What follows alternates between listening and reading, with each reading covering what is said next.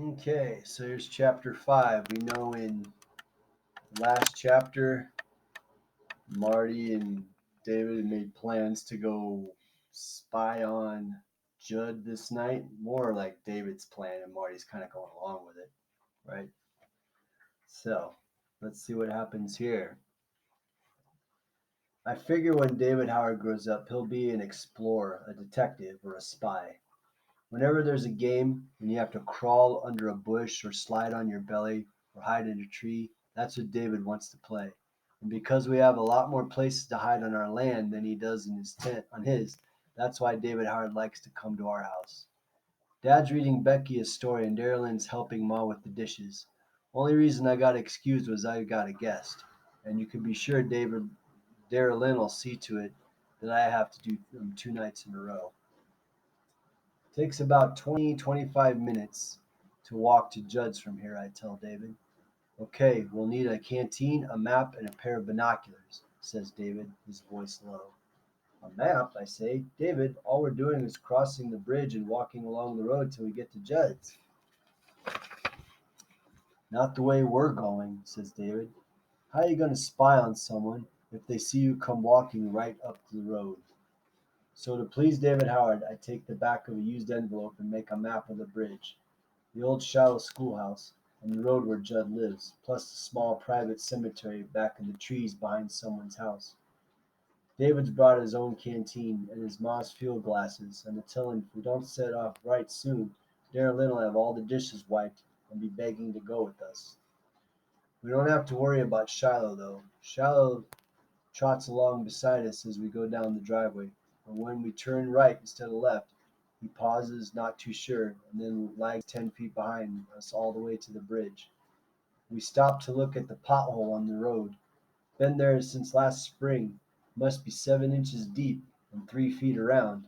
Wow, says David Howard. Looks like a sinkhole, Marty. I'll bet there's a cave under there, and the roof's falling in.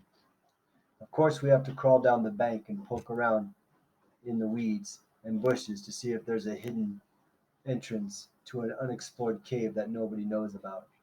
Every so often you read of someone discovering a new cave. Maybe his foot drops down in it when he's out hiking through a meadow, or his dog falls in and folks hear it whining. If we found a cave here under the road with passages and waterfalls and stuff, we decided we'd name it the Howard Preston Caverns.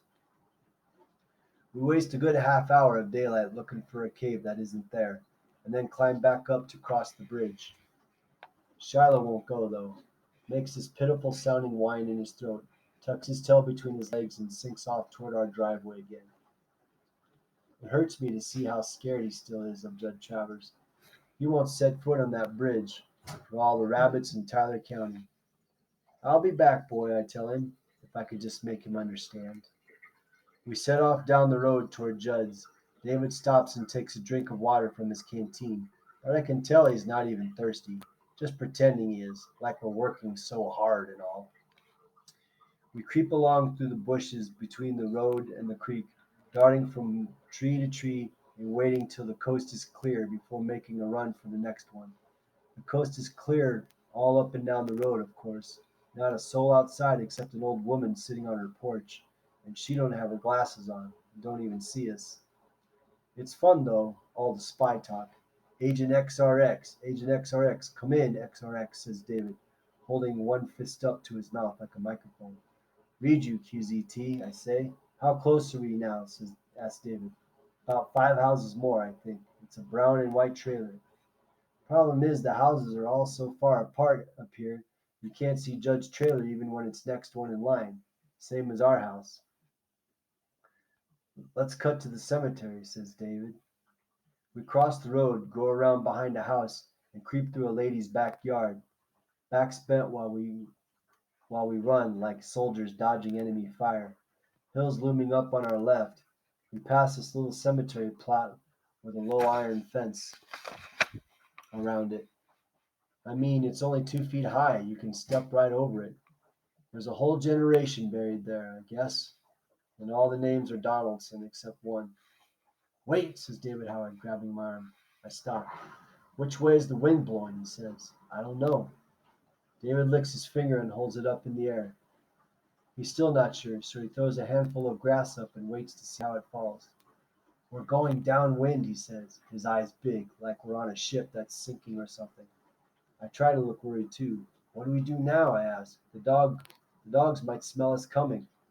There's no quick way to go around and get to Judd's from the other end because we got hills on one side, Middle Island Creek on the other. We'll just have to be dead quiet, says David. You want to risk it, XRX? Roger, I tell him. We get about 50 yards from Judd's trailer, and we're down on our bellies, inching along through weeds 2 feet high in the field right next to his yard. I'll probably have to explain the grass stains on my t-shirt to Ma, and I sure shouldn't have taken a bath, but it's worth it. When we get close enough to Judd's trailer, we wriggle around toward the road till we can see Judd's front door. And there he is, big as life, sitting out on the steps with a shotgun resting on his knees. David and I just grab at each other and swallow.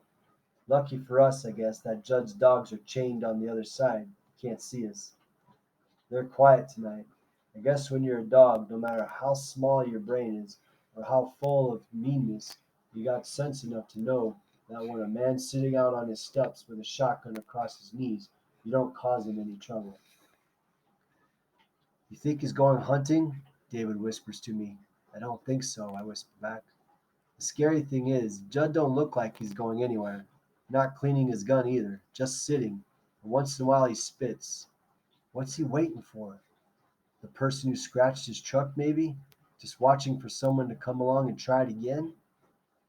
David Howard inches forward again, and I wish he wouldn't. I make my way up beside him and pull him back. Then we realize Judd's talking to himself. Can't make out a single word, just a low kind of mutter. Every so often he slaps a knee or shakes his head. Then he's quiet before he starts all over again. Not too hard to see he's been drinking. So right about then he suddenly jerks to attention and raises his gun. And I know for a fact I shouldn't be here. Shouldn't be anywhere near this place. But Judd's got his gun aimed at a tree in his front yard. At first I figured this shows just how drunk he is, mistaking a tree for a deer or something. But I raised my head in time to see two squirrels chasing each other round and round the tree trunk. Judd lifts his gun and aims. Bang! One squirrel goes skittering on up the tree half crazy, and the other falls straight down and goes flopping about the yard. I can't watch. Put my head down on my arms and pray for that squirrel to die quick. But now all Judd's dogs are going nuts, yelping and barking, and above it all comes Judd's laugh. Gotcha, he yells, and I can hear the slap of his hand on his knee again. He don't even stand up to go get the squirrel or shoot it to put it out of its misery. I look up quick to see the squirrel still squirming, and then it lays still, only its tail twitching. How can he do that way? I'm asking myself. To watch a living thing die slow like that, shot for no good reason at all. Wasn't as though Judd needed it for food, squirrel stew or something, because he don't even get off the step. Just spits it again at the side of his mouth. The other squirrel's coming back down, probably to see what's happened to his pal. And just as Judd raises his gun again, I yell, "No, don't!" I can't help myself. David pushes my head down, and Judd jerks around. "Who's that?" he yells, but his words sound slurred. "Who said that?" We hear him get up off the steps, and I think my heart's going to pound right through the skin on my chest. I'm about as frightened as I've ever been in my life, because David and me weren't just walking down a country road where we've every right to be. We're lying belly down on Judd's property, and Judd could put some lead in us quicker than we could spit, and say we were trespassing, and he thought we'd come to rob him or something. "Sounds like Marty Preston to me," says Judd, and from where I'm lying, my chin on the ground, eyes turned up about as high as I can get 'em, I see Judd looking every which way, trying to figure out where that voice came from. "What you doing over here?" he yells again. "Your dad won't let me hunt on your land, so what you doing on mine?" I press the side of my head to the ground. My whole body as flat as it can get. All I can think of is Ma hearing that David and me were found with buckshot in our brains. This has got to be one of the stupidest things I ever did. I can hear Judd's big old boots coming down the boards stretched across his yard. Should I say something, I wonder? Call out and tell him we're here just going by? Then I think, how will it look? Us just going by Judd's place flat on our bellies, and I swallow. Footsteps stop and don't come any closer.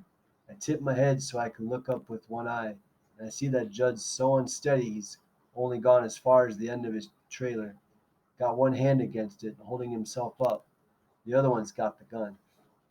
I catch you fooling around my truck, Marty Preston. I'll blast you to kingdom come, he yells. Finally, after the longest 2 minutes in the world, Judd goes back to the steps of the trailer again, and then he goes inside. David and I lie in the grass, not saying a word, not breathing hardly. Then slowly we inch backward out of those weeds, the same way we came in, wondering all the while if Judd's got his shotgun aimed at our window, out a window, just watching for the weeds to wiggle. When we're out of sight, at last behind a lilac bush, we make a run for the little cemetery with all the Donaldsons in it. And from there, whoops, sorry. From there, we cut on back out to the road. We're breathing too hard to talk almost. Could have been us. Close as spit. Squirrel hadn't done anything. Shouldn't have come. He knows it was you, Marty. Both David and me feel sick inside. But there's one big thought taking up the whole of my mind. Now that I've seen Judd shoot the squirrel. Squirrel season don't start till next month, so Judd's a little early. Duck season starts in October. Deer season starts in November. But dogs? Not a thing on the charts about dog season. With Judd drinking every evening like he does, I tell myself, and now suspecting me of scratching his truck, he'll make his own rules. There could be a Shiloh season, and it could be any time at all. Okay, so this spying game turned out to be a terrible idea, which we probably could have told them from the beginning, right? You don't go creeping around someone else's property, especially someone who likes guns and drinks too much. So this was a terrible idea, but they got away safe, so that's good. So we'll be seeing what happens in chapter 6.